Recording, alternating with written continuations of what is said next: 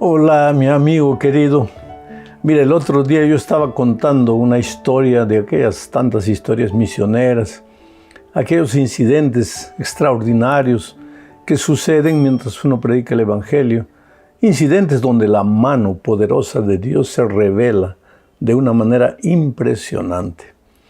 Y quedé en una historia en un punto de tal interés que mucha gente hasta hoy me está cobrando y me dice: pastor, ¿y cuál es el final de la historia? Y cuéntenos el resto, en fin. Entonces voy a aprovechar estos minutos para contar la historia en general, que es corta, y el final, que es una deuda que tengo con muchos de ustedes. Estaba viajando por las alturas del departamento de Puno, allá en el Perú, en aquellas famosas caravanas misioneras, caravanas de la esperanza. Era una caravana en realidad, porque iba un gran equipo viajando conmigo, los pastores que me acompañaban, el equipo de sonido, el equipo de cocina, de apoyo, en fin, era un equipo grande. Y de repente, pues esas caravanas eran eventos así que demandaban mucha fuerza, mucha energía, porque predicábamos a veces 3, 4 veces por día, predicábamos en una ciudad, después la caravana se locomovía para otro lugar, predicábamos ahí, nos movíamos para otro lugar, como digo, a veces 3, 4 veces durante el día. Era muy cansativo, un trabajo pesado. Pero la Biblia dice que irá andando, llorando, y el que lleva la semilla, pero volverá con regocijo. En una ocasión, yo salía de la predicación, en la predicación de las 10 de la mañana, y se me acercó un hombre mal encarado. Me miró y me dijo: mira, predica de Jesús lo que tú quieras, pero por favor no hables mal del diablo. Aquella declaración de ese hombre me sorprendió. ¿Qué tenía que ver él con lo que yo estaba predicando? Pero me dijo así con ojos casi amenazadores: predica de Jesús lo que tú quieras, pero no hables mal del diablo. Bueno, no le hice caso. Más allá, un pastor me dijo: ¿qué le dijo ese hombre? Le dije: no le hagas caso, debe ser una persona que no está bien consigo mismo. Pero después, en el siguiente sermón, en la otra ciudad, cuando salgo de la predicación, nuevamente aparece el hombre. Y me dice: ya te dije que prediques de Jesús lo que tú quieras, pero no hables mal del demonio. Y esta vez me llamó la atención. Quiere decir que el hombre no se quedó en la otra ciudad, sino que nos acompañó. A mediodía, en la hora del almuerzo, yo estaba contando esto para mis compañeros, y el hermano que estaba en la cocina me dice: mire, si aparece una vez más, mírele los pies. Dije: ¿pero qué va a pasar? Mírelo los pies, y después me cuenta y yo le voy a decir lo que es. Bueno, esa noche, cuando yo estaba terminando la predicación, estaba saliendo nuevamente y el hombre aparece. Y nuevamente, con voz grave, ronca y amenazadora, me dijo: ya te dije, predica lo que tú quieras de Jesús, pero no hables mal del diablo. Esta vez le miró a los ojos, a los pies. ¿Y qué es lo que vi? Pues la historia pasada paré ahí. ¿Qué es lo que vi? Y dije: en la próxima ocasión voy a contar el resto de la historia. Bueno, ahora llegó la próxima ocasión. ¿Qué es lo que vi? Vi cinco cintas de diferentes colores colgadas del botapié del pantalón de este hombre.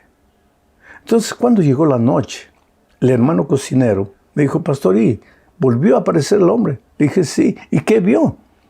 Y le dije: pues vi 5 cintas de diferentes colores y el botapié del hombre. Y el hermano cocinero me dice: ese es un cuchero, un pistaco. Y en aquella ocasión pasada ya expliqué que en aquellas regiones las personas, pues es un pueblo lleno de tradiciones, en fin, y las personas dicen que si alguien quiere enriquecer, hace un pacto con el diablo, y matan a un transeúnte y le ofrecen un sacrificio al diablo, y el diablo le da al que hizo el sacrificio 5 años de prosperidad. Y si quiere renovar el pacto, 5 años más, pero tiene que matar ahora a un amigo. Y si quiere renovar el pacto, ahora tiene que matar a un pariente de 3er grado. Y si quiere renovar el pacto, un pariente de 1er grado. Es tradiciones, pero la gente cree. Y dicen que hay mucha gente rica por causa de esos pactos que hacen con el diablo. Y el cuchero, o el famoso pistaco, es el matador. El hombre que va y toma preso a la persona, lo mata, lo ofrece en sacrificio en nombre de la otra persona que hace el pacto con el diablo. Quiere decir que bajo las diferentes tradiciones el enemigo no estaba tranquilo con la obra que estábamos haciendo en las alturas del estado de Puno. Hasta disfrazado de esas tradiciones venía atrás de nosotros. Porque no es fácil predicar el evangelio, querido. Cuando tú quieres predicar la verdad, puedes prepararte, porque el enemigo va a venir con todo encima de ti. Si yo pudiera contarles historias y más historias, pero necesitamos entrar a la lección número 9 para el 26 de noviembre del año 2022. Esta semana el título de la lección es Pasajes contradictorios. Vamos a tomar 5 pasajes aparentemente curiosos, porque darían a entender, darían en condicional. Estos pasajes darían a entender que cuando el hombre muere, su cuerpo o su espíritu sale vivo, consciente, pensante y sigue viviendo. Esta enseñanza es contraria a la enseñanza bíblica, porque la Biblia enseña, y ya lo vimos hasta aquí, que cuando el hombre muere, su cuerpo va al polvo de donde vino y el soplo de vida vuelve a Dios y ya no hay espíritu consciente. Pero estos 5 versículos dan a entender lo contrario, que hay un espíritu vivo después de la muerte. Entonces voy a dar algunas indicaciones que nos van a ayudar a interpretar mejor estos 5 textos. Y no solo los 5, sino muchos otros con relación a diferentes temas. Mira, en primer lugar, de una parábola nunca se saca una doctrina, porque parábola tiene el propósito de enseñar una lección espiritual, pero no enseñar una doctrina. En la parábola muchas veces se toma la creencia popular, aunque esté equivocada, para enseñar una lección a las personas que creen en eso. En segundo lugar, cada vez que tú encuentras en la Biblia un versículo que aparentemente está en contradicción con otros versículos de la Biblia, hay que seguir el siguiente plan, el siguiente método. Te estoy hablando de la manera más simple para que tú entiendas. En primer lugar, tienes que tener en cuenta que en la Biblia no hay contradicción. Dios no se contradice a sí mismo. Dios no puede decir en el Antiguo Testamento una cosa y en el Nuevo Testamento otra cosa. Dios no puede decir 100 años antes una cosa y 100 años después otra cosa. Dios es eterno, su palabra es eterna, sus enseñanzas, sus verdades son eternas, no mudan, no cambian con el tiempo. Entonces, cuando tú encuentras un versículo aparentemente contradictorio a las enseñanzas bíblicas, para que tú estudies un tema de la Biblia, mira, para estudiar un tema de la Biblia, no puedes solo buscar un versículo. No puedes tomar cualquier versículo de la Biblia y decir, esto es lo que Dios enseña con relación a este tema. No. Para que tú sepas lo que Dios enseña con relación a un tema, tienes que tomar todos los versículos de la Biblia que hablan de ese tema y los vas a colocar de la siguiente manera. Vamos a imaginar que tengo una balanza de 2 platos aquí en mis manos.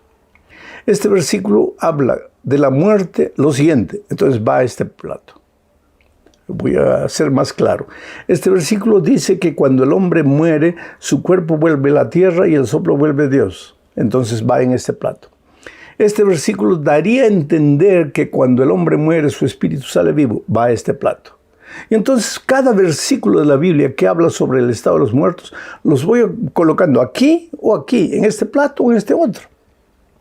Al final voy a ver si este plato tiene muchos más versículos, pero hay 2 o 3 que dan a entender lo contrario, pues por lógica estos 2 o 3 tienen que tener alguna explicación con relación a la verdadera enseñanza de la Biblia.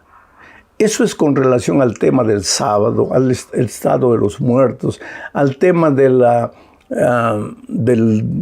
esencia de Dios, la Trinidad. La palabra Trinidad no está en la Biblia, pero el concepto de un Dios triuno. En fin, con relación al amor, a la ley, con relación a lo que tú quieras. Cuando quieras ver lo que la Biblia dice, no puedes buscar solo un versículo. Tienes que buscar todos los versículos que hablen del tema y colocarlos en la balanza. Entonces, lo que más pesa es la verdad. Los otros 2 o 3 que aparentemente son contradictorios, tienen que tener alguna explicación. Dicho esto, vamos al estudio de los 5 versículos de esta semana. Vamos al primer versículo. Tiene que ver con el rico y Lázaro. Esta parábola, en esencia, decía que había un hombre rico y un hombre pobre en esta tierra, que ambos murieron y que aparentemente el espíritu de ambos salió vivo y hablaban en la otra vida. Voy a leer el texto y mientras voy leyendo voy a ir comentando el texto. Está en Lucas capítulo 16, versículos 22 al 24. Y dice así: llegó el día en que el mendigo murió y los ángeles se lo llevaron al lado de Abraham. Percibe lo que dice, que el mendigo murió y los ángeles se lo llevaron.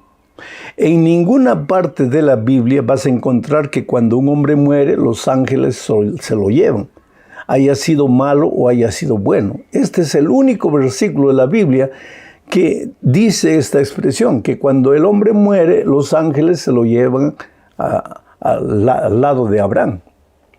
Al lado de Abraham, mira. ¿Quiere decir que Abraham de alguna manera simboliza la salvación?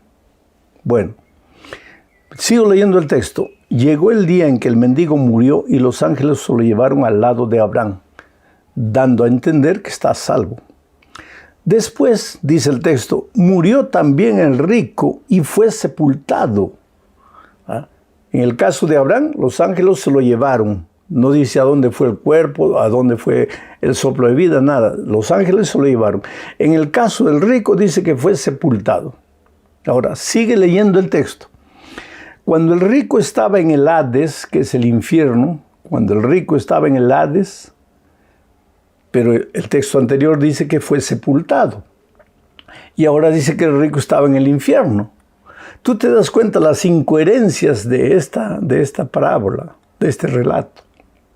Sigo leyendo. Cuando el rico estaba en el Hades, en medio de tormentos, alzó sus ojos y a lo lejos vio a Abraham y a Lázaro junto a él. Entonces gritó: Padre Abraham, ten compasión de mí. Envía a Lázaro para que moje la punta de su dedo en agua y me refresque la lengua, porque estas llamas me atormentan. Muy bien, vamos a considerar algunas incoherencias más, porque ya mencioné algunas de ellas. Dice que el rico empezó a hablar con Abraham. ¿Dónde estaba el pobre? Al lado de Abraham. ¿Y qué le dijo el rico a Abraham? Ahora, primera pregunta. Dice el texto que el rico está en el infierno y el pobre está al lado de Abraham, o sea, en el paraíso. Primera incoherencia. ¿El paraíso está tan cerca del infierno así? Que pueden hablar así personalmente. Como es, hola, ¿cómo te va? El paraíso y el infierno están tan cerquita así. Te das cuenta que aquí nos está enseñando doctrina. La lección de esta parábola es: esta es tu única oportunidad, esta vida es tu única oportunidad, aprovéchala bien, vívela bien, porque no va a haber otra oportunidad. Entonces el rico le dice a Abraham: Señor, manda a Lázaro que venga, por favor, trayéndome agua, que moje su dedo en el agua y venga a mojarme la punta de la lengua. Quiere decir que los cuerpos del rico y de Lázaro también están allá, no solo el espíritu. Porque si tiene lengua, si tiene dedo, es que los cuerpos físicos están allá. Pero como dice aquí anteriormente, que cuando el rico murió fue enterrado y ahora está allá en el cielo con su lengua y con su dedo. Tú te das cuenta que hay incoherencias. No se puede sacar de aquí una doctrina.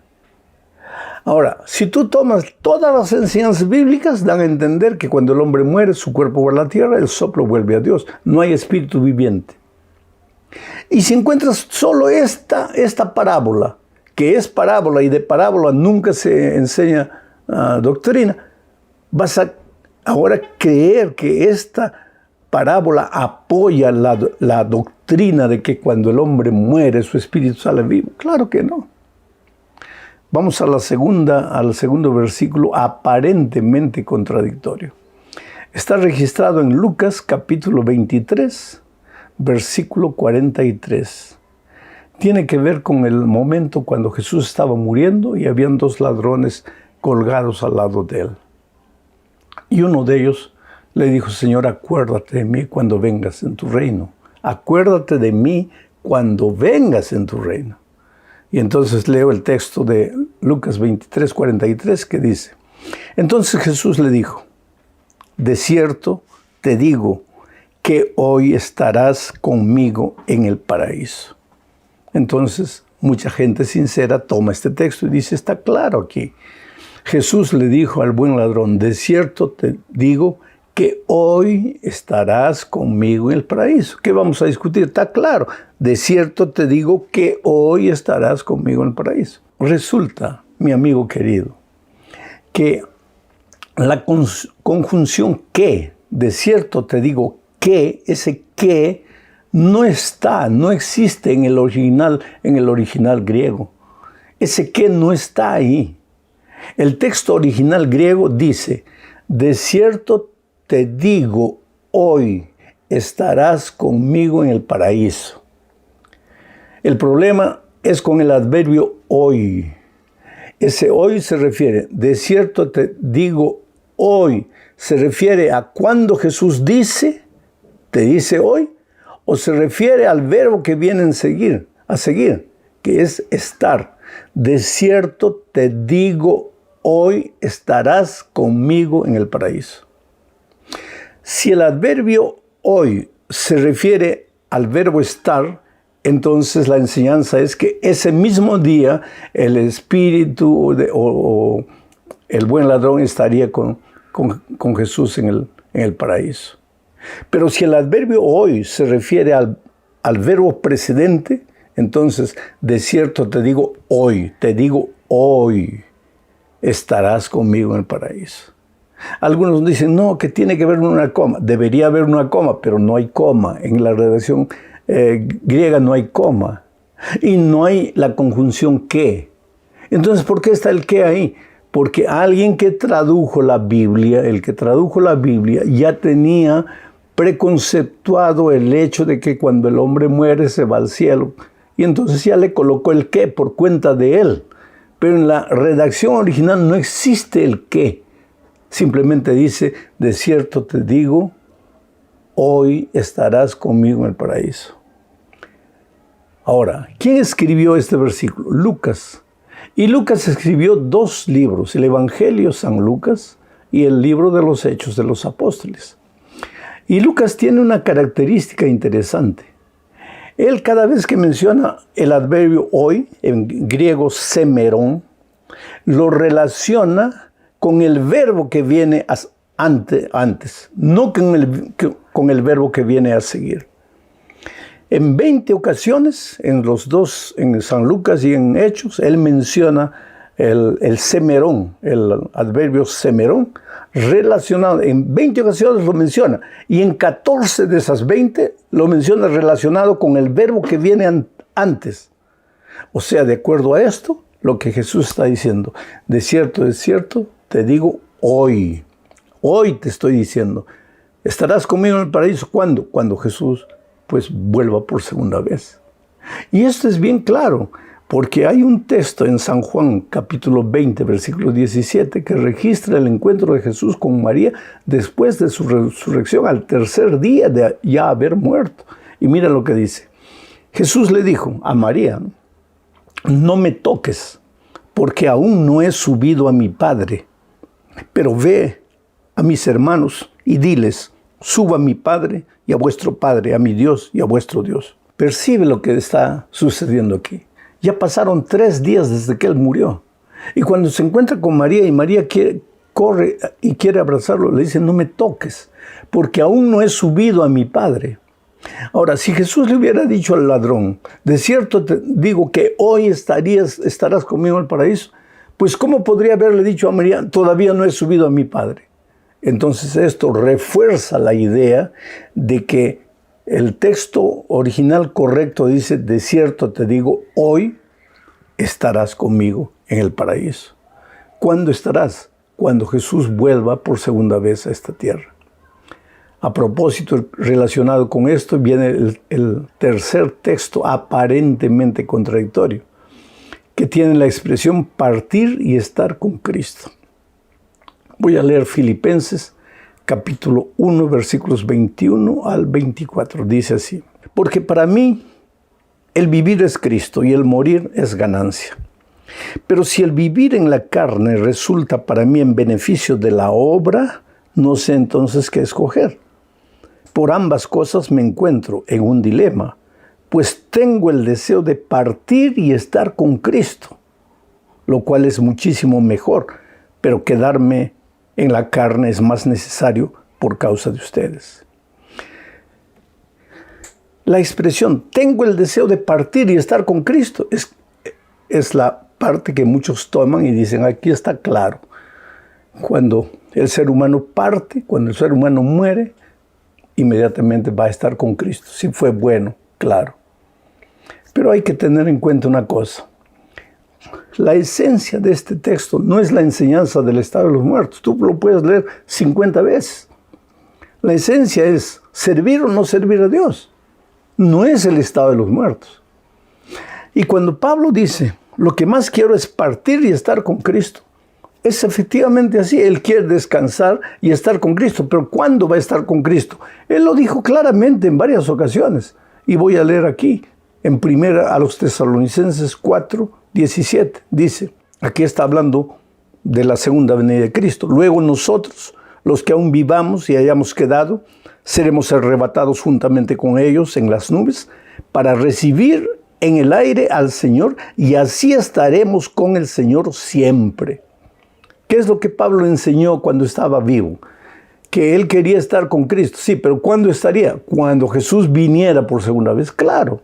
Y otro versículo más de Pablo, cuando escribe a Timoteo, segunda de Timoteo, capítulo 4, versículo 8, dice, por lo demás me está reservada la corona de la justicia, que en aquel día me dará el Señor el juez justo, y no solo a mí, sino también a todos los que aman su venida.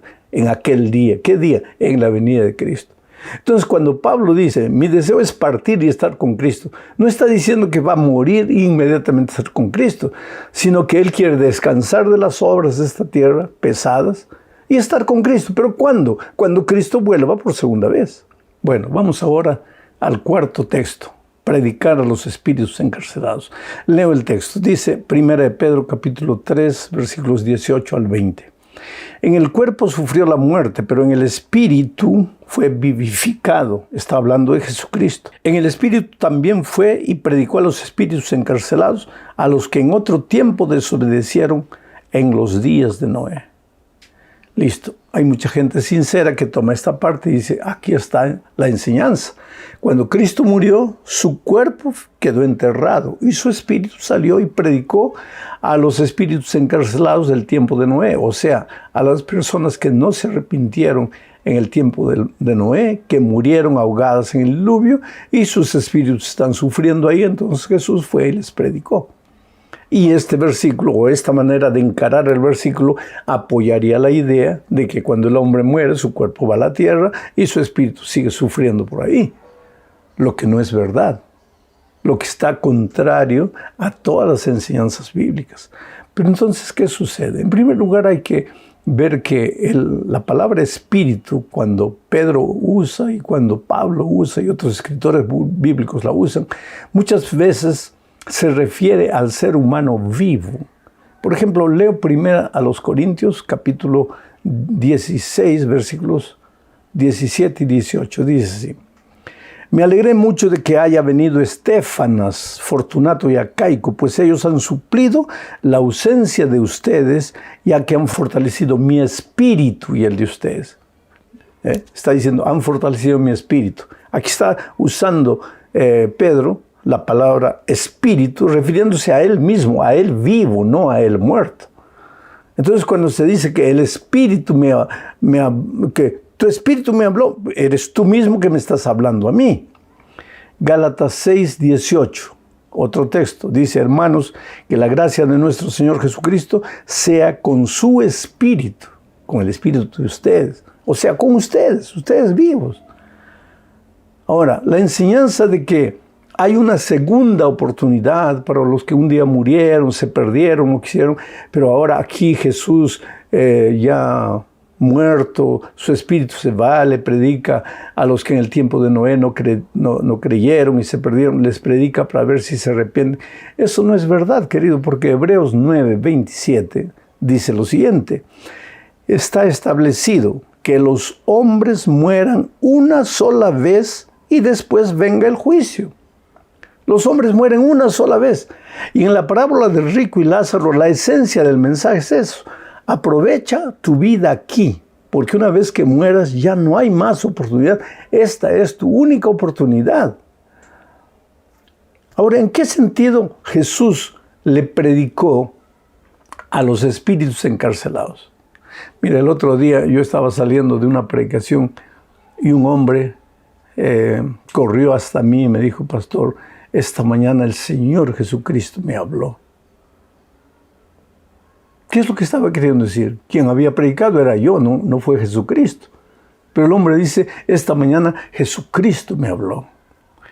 Querido, Jesucristo habla a través de sus instrumentos. ¿Quién predicó a los antediluvianos?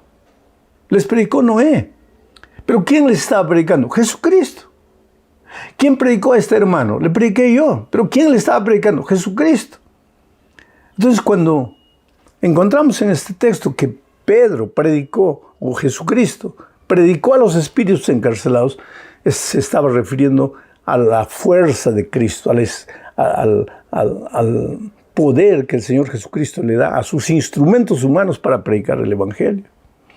Llegamos al último texto aparentemente contradictorio, que es Apocalipsis capítulo 6, versículos 9 al 11. Dice así: al abrir el Cordero el quinto sello debajo del altar, vi a las almas de los que habían muerto por causa de la palabra de Dios y de su testimonio. A gran voz decían: Señor santo y verdadero, ¿hasta cuándo seguirás sin juzgar a los habitantes de la tierra y sin vengar nuestra sangre? Entonces se le dieron vestiduras blancas y se les dijo que descansaran todavía un poco más de tiempo hasta que se completara el número de sus consiervos y hermanos que también sufrirían la muerte con ellos. Termino haciendo algunas preguntas. Apocalipsis es un libro simbólico, básicamente simbólico. ¿Y por qué fue escrito en símbolos? Para que los perseguidores de la iglesia de Dios, porque Apocalipsis fue escrito en un tiempo cuando la iglesia de Dios estaba cruelmente perseguida, estaba siendo perseguida. El propio Juan, que escribió Apocalipsis, estaba preso en la isla de Patmos. O sea, entonces Juan escribió en símbolos para que el que tiene oídos para oír, oyera, y el que no. Quiere decir, solo podían entender aquellos que pedían la dirección del Espíritu Santo para orientarlos y guiarlos y ayudarlos. Entonces, es un libro simbólico. Y no puedes llevar a la literalidad todo lo que está escrito aquí, a la literalidad. Hay un mensaje simbólico encerrado, pero no la literalidad. Porque si fuese literal, como Juan está viendo aquí, dice: las almas de los que han sido perseguidos y han sido victoriosos en Cristo, y ahora ya están en el cielo, y llorando, y clamando, y queriendo venganza. ¿Cómo puedes imaginarte? Redimidos que ya fueron al cielo, pues se supone que ya están en paz, ahora clamando, suplicando venganza. No, todo esto es simbólico. La enseñanza básica era: hijos, tengan paciencia, porque La obra de Dios en la tierra se va a llevar a cabo. El pueblo de Dios en la tierra no va a ser perseguido para siempre. La persecución va a llegar a su punto final. Y finalmente Cristo va a volver. Y entonces la historia del pecado habrá terminado. Tengan paciencia. Ese es el mensaje básico del texto. Entonces vuelvo a repetir. No puedes enseñar una doctrina con un solo versículo. Cuando encuentres un versículo que aparentemente contradice otras enseñanzas, toma todos los versículos que tienen que ver con esa enseñanza, coloca en el platillo de la balanza y lo que más pesa es la verdad. Los otros 2 o 3 versículos que no se ajustan deben tener alguna explicación con relación al tema que ha sido enseñado. Oh querido, que Dios te bendiga. Dios te ama mucho, ya te dije. No desanimes, todos los días recibo emails, recibo mensajes de gente que pasa por el valle del sufrimiento, del dolor. En medio de eso todo recibo noticias de gente que se ha bautizado, gente que ha llegado a la iglesia, ha dicho, mira, he conocido la palabra a través del mensaje del pastor Bullón y estoy aquí, quiero bautizarme. Qué alegría, querido, qué alegría. En esta tierra tal vez yo no te vea nunca, pero en el reino de los cielos quiero darte un abrazo. Eres maravilloso, Dios te ama mucho. Y no eres maravilloso porque es un santito que no comete un pecado. No. Eres un ser humano que camina, que lucha, que cojea, que cae, que se levanta, pero que cree en el Señor Jesucristo y no desanima y camina así hasta el fin. Un abrazo.